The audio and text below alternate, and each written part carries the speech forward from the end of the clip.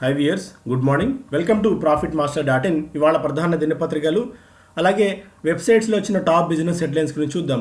ముందుగా అమెరికన్ మార్కెట్స్లో నిన్న కొద్దిగా ఒక ఫ్లాట్ ట్రేడింగ్ ట్రెండ్ మనం చూస్తున్నాం. నాస్డాక్ 1% దాకా పెరిగింది. S&P 500 0.25% మేర లాభాలతో ముగిస్తే డౌ జోన్స్ 0.31% మేర నష్టపోయింది. ప్రధానంగా యూఎస్ మార్కెట్స్లో అంత పెద్ద మేజర్ మూవ్స్ ఏం కనిపించట్లేదు. ఎందుకంటే మనకి చైనా నుంచి వస్తున్న నెగిటివ్ న్యూస్, అంటే హువాయ్ లాంటి కంపెనీస్ని యుఎస్ పూర్తి స్థాయిలో టైట్ చేయాలనుకోవడము, అలాగే ఈ మనకి స్టిములస్ సంబంధించి పెద్దగా ఈ రెండు పక్షాల మధ్య ఒక సయోధ్య కుదరకపోవడం, ఇవన్నీ ఈ వార్తల నేపథ్యంలో ఎక్కడికెక్కడ స్టాండ్ స్టిల్ ఇది మోడ్ కనిపిస్తుంది. ఒక కన్సాలిడేషన్ ఫేజ్లోనే యుఎస్ మార్కెట్స్ అన్నీ ప్రస్తుతం ట్రేడ్ అవుతూ వస్తున్నాయి.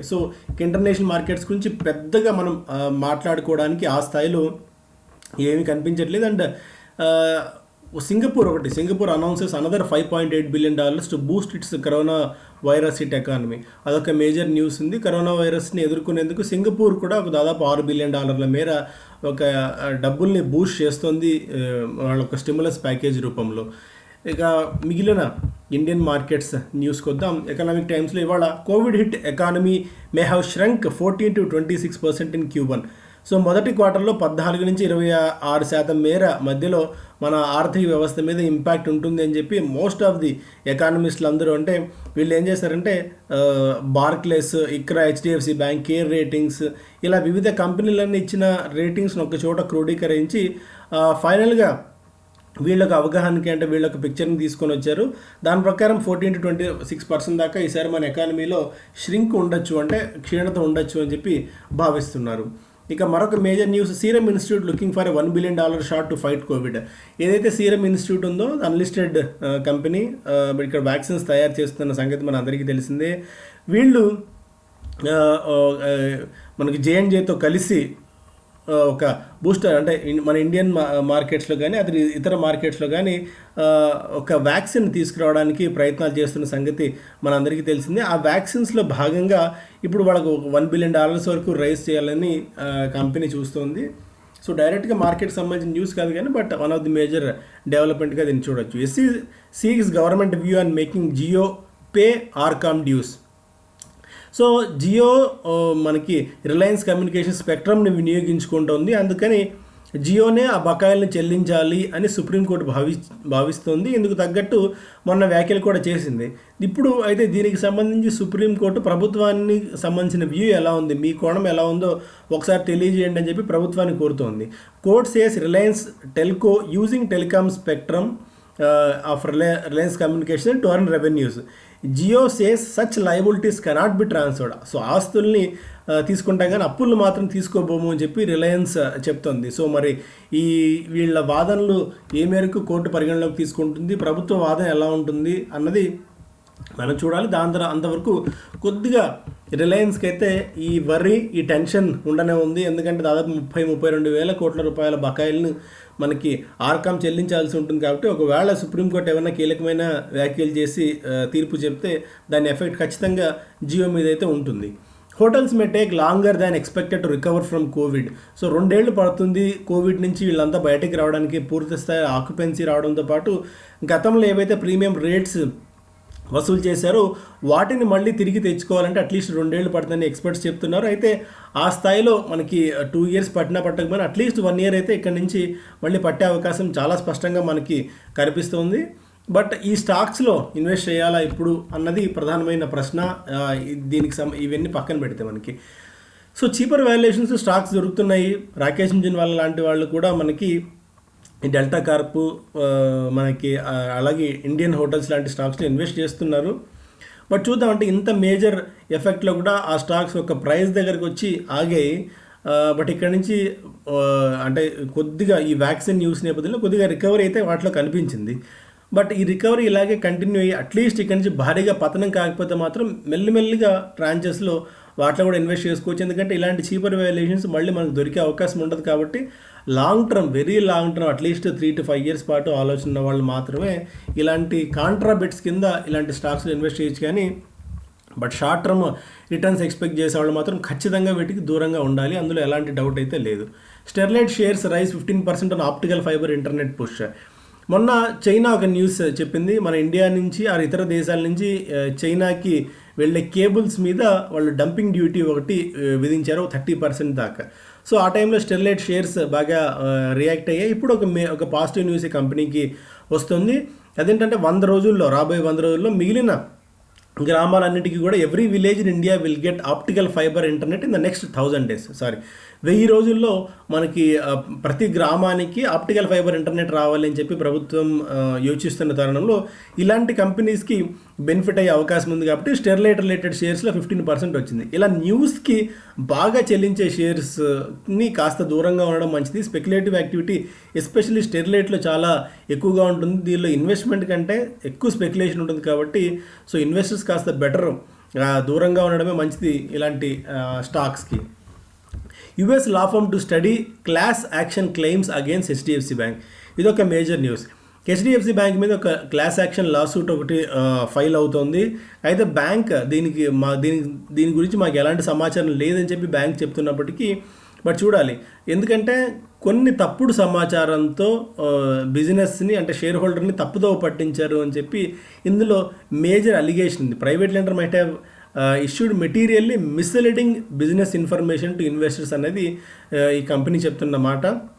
సో షేర్ హోల్డర్స్ తరపున on behalf of HDFC bank share holders ఈ కంపెనీ యొక్క క్లాస్ యాక్షన్ లాసూట్ ఒకటి ఫైల్ చేయబోతోంది అని ఒక వార్తలు మనం చూస్తున్నాము. మిగిలిన షేర్ హోల్డర్స్ కూడా వీళ్ళైతే జాయిన్ అవ్వండి అని చెప్పి ఈ కంపెనీ కోరుతోంది. బట్ చూడాలి, ఎందుకంటే ఈ మధ్యకాలంలో కొద్దిగా అంటే బ్యాంక్స్ ఇంతకాలం మంచి క్రిప్లో గట్టిగా ఉంది. ఈ మధ్యకాలంలో మనం చూసాం ఈ వెహికల్ లోన్స్కి సంబంధించి ఆటో లోన్స్లో కొన్ని అవకతవకలు జరిగాయని చెప్పి హెచ్డిఎఫ్సి బ్యాంకే చెప్పింది. కొంతమంది ఉద్యోగులను కూడా ఈ కంపెనీ తీసేయడం మనం చూసాం. రిజర్వ్ బ్యాంక్ ఆఫ్ ఇండియా కూడా అసలు ఏం జరిగిందో ఒక రిపోర్ట్ ఇవ్వమని చెప్పి హెచ్డిఎఫ్సి బ్యాంకును కోరింది. బట్ ఇంత మేజర్గా, ఎందుకంటే అంత పెద్ద బ్యాంకులో అంత ఈజీగా అవకతవకలు జరుగుతాయని మనం అనుకోవడం కష్టం. బట్ దేన్ని రూల్ అవుట్ చేయలేం. ఎంత పెద్ద ఐసిఐసిఐ బ్యాంక్ కూడా మనం గతంలో అలానే అనుకున్నాం, బట్ జరిగింది. సో పూర్తి స్థాయిలో మేనేజ్మెంట్కి తెలిసే జరుగుతుందా తెలియకుండా జరుగుతుందా అనే విషయాలు పక్కన పెట్టినట్టయితే ఏ చిన్న బ్లాట్ వచ్చినా కూడా కంపెనీ మీద నెగిటివ్ ఎఫెక్ట్ ఉంటుంది. కాబట్టి బట్ చూడాలి, ఈ వార్తను కూడా మనం కొద్దిగా కీన్గా అబ్జర్వ్ చేయాలి. No end to the bull run. So bear అంటాం శంకర్ శర్మని, బిగ్ బేర్ అని. సో ఎలా రాకేష్ వల్ల బిగ్ బుల్ అంటామో శంకర్ శర్మ మాత్రం ఎప్పుడు బేర్గా మనం చూస్తాం. ఎందుకంటే గతంలో బాగా మార్కెట్లో 10-15 years నుంచి ఉన్న వాళ్ళకి కొద్దిగా నాకు తెలిసే ఉంటుంది. ఎందుకంటే మార్కెట్స్ బాగా పెరిగిన తరుణంలో ఖచ్చితంగా శంకర్ శర్మ వచ్చాడు అంటే ఇంక మార్కెట్స్ పడతాయి. లేకుంటే ఆయన ఎప్పుడు బాగా నెగిటివ్గా ఉంటాడు. ఏ చిన్న ప్రైజ్ ఉన్నా ఇది చాలా ఎక్స్పెన్సివ్ అని చెప్తుంటారు. అలాంటి ఆయన వచ్చి ఇప్పుడు బుల్ రన్ ఎండ్ అయ్యే పరిస్థితి మనకి ఎక్కడా కనిపించట్లేదని వ్యాఖ్యలు అయితే ఆయన చేస్తున్నారు. అండ్ గోల్డ్లో ఇన్వెస్ట్ చేయాలని చెప్పి చెప్తున్నారు ఈయన. అండ్ నిన్న కూడా మనం పెట్టాం, నిన్న మార్నింగ్ మనం డిస్కస్ చేసాం. బ్యాంక్ స్టాక్స్లోంచి తీసేసి గోల్డ్ మైనింగ్ కంపెనీలో రాకేష్ జున్వాలా ఇన్వెస్ట్ చేస్తున్నారంటే ఎక్కడో ఏదైనా మిస్ మ్యాచ్ అవుతున్నామా? గోల్డ్లో ఇక్కడ నుంచి అనుకున్న దానికంటే మరింత ఎక్కువగా గోల్డ్ పెరగచ్చా అన్న ఒక భయం అయితే కమ్యూనిటీలో ఉంది, ఇన్వెస్టింగ్ కమ్యూనిటీలో. దాన్ని కూడా మనం చూడాలి. నేను కూడా గతంలో అనేక సందర్భాల్లో మనం చెప్పున్నాం, అట్లీస్ట్ అంటే ఈ ప్రైజ్లో కాకపోయినప్పటికీ గోల్డ్ని మనకి పోర్ట్ఫోలియో అట్లీస్ట్ ఒక 5-10% గోల్డ్ కూడా మన దగ్గర పెట్టుకోవడం మంచిది. Gold is no more inflation hedger and yielding asset. ఈయన కూడా చెప్తున్నారు రామ్దేవ్ అగర్వాల్. బట్ చూడాలి, మోతీలాల్ ఓస్వాల్కి సంబంధించి గోల్డ్లో ఇన్వెస్ట్ చేయొద్దని ఏం చెప్తుంటే శంకర్ శర్మ మాత్రం గోల్డ్లో ఇన్వెస్ట్ చేయండి అని ఆయన ఖచ్చితంగా చెప్తున్నారు. UB's brewing a beer delivery plan for you. So ఇంటింటికి బీర్ డెలివరీ చేసేందుకు కూడా యునైటెడ్ బ్రీవరీస్ ఆలోచిస్తుంది. అయితే దీనికి సంబంధించి ప్రభుత్వం నుంచి వాళ్ళు అనుమతులు కూడా పొందాల్సిన అవసరం ఉంటుంది. కాబట్టి ఎందుకంటే సేల్స్ బాగా తగ్గిపోయాయి, ష్రింక్ అయిపోయింది. ఎక్కడికెక్కడ ప్రభుత్వాలు కూడా భారీ ఎత్తున పన్నులను పెంచిన నేపథ్యంలో ఇప్పుడు కాస్త వరింగ్ ఫ్యాక్టర్గా కంపెనీకి ఉంది. సేల్స్ బాగా డిప్ అవుతున్న తరుణంలో ప్రస్తుతానికి జార్ఖండ్, ఒడిశా, వెస్ట్ బెంగాల్ మాత్రమే ఆన్లైన్ రీటైలింగ్ని అలౌ చేస్తున్నాయి. ఇందుకోసం ఫ్లిప్కార్ట్, అమెజాన్, స్విగ్గీ, జొమాటో లాంటి కంపెనీస్తో టైఅప్ పెట్టుకున్నాయి. And wine shops has been permitted in Maharashtra, Punjab, Chhattisgarh and Tamil Nadu after COVID-19 outbreak, home delivery of liquor by retail outlets. So ఇక మిగిలిన ప్రాంతాల్లో కూడా వీటిని అలో చేయాలని చెప్పి కంపెనీ ప్రభుత్వాన్ని కోరుతోంది. చూడాలి, ఎందుకంటే ఇది కూడా ఒక మేజర్ డెవలప్మెంట్ అవుతుంది ఒకవేళ ప్రభుత్వం కనుక ఎందుకు అంగీకరించినట్టయితే. సో బిజినెస్ స్టాండర్డ్ ఒకసారి చూద్దాం. బిజినెస్ స్టాండర్డ్లో కూడా ఫస్ట్ న్యూస్ ఇదే మేజర్గా, supreme court seeks government view on Jio's liability for RCom dues. RCom AGR చెల్లించాల్సిన డ్యూస్ని జియో ఎందుకు చెల్లించకూడదు, వివరణ ఇవ్వండి అని చెప్పి ప్రభుత్వాన్ని కోరుతోంది. End of the road likely for 50,000 trucks, many May face default as moratorium ends on August 31st. So August 31st moratorium end అవుతుంది కాబట్టి 50,000 ట్రక్కులు రోడ్డు ఎక్కుతాయా, అసలు వాళ్ళు డబ్బులు కడతారా లేదా, తిరిగి చెల్లిస్తారా లేదా అన్నది ఒక ఆందోళన. మేజర్గా బిజినెస్ స్టాండర్డ్లో ఉన్న ఫస్ట్ అది. అండ్ సన్ టీవీ గురించి అంటే నిన్న కూడా సన్ టీవీ గురించి చెప్దాం అనుకుని లాస్ట్ మూమెంట్లో అది స్కిప్ అయిపోయింది. బట్ సన్ టీవీ నిన్న చాలా స్ట్రాంగ్గా పెరగడం చూస్తున్నాము. బాగా కన్సల్టేషన్ అయిపోయింది స్టాకు, ఇప్పుడు ఇక బ్రేక్అవుట్ కోసం సిద్ధపడుతోంది. నిన్న ఒక మంచి స్ట్రాంగ్ జంప్ చూసాము. ఈ జంప్ ఇలాగే కంటిన్యూ అయ్యి లాంగ్ టర్మ్ ఇలాగే పర్ఫామ్ చేయాలి అంటే మాత్రం ఖచ్చితంగా ఈ యాడ్ రెవెన్యూ రేట్స్ అనేది కంపెనీకి బాగా పెరగాలి.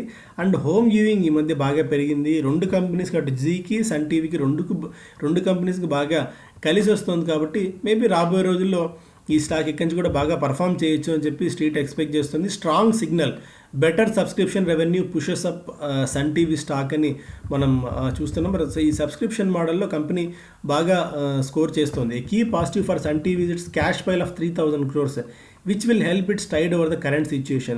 The cash not only helps it invest in digital assets but also can be used to increase the dividend payout or opt for a buyback.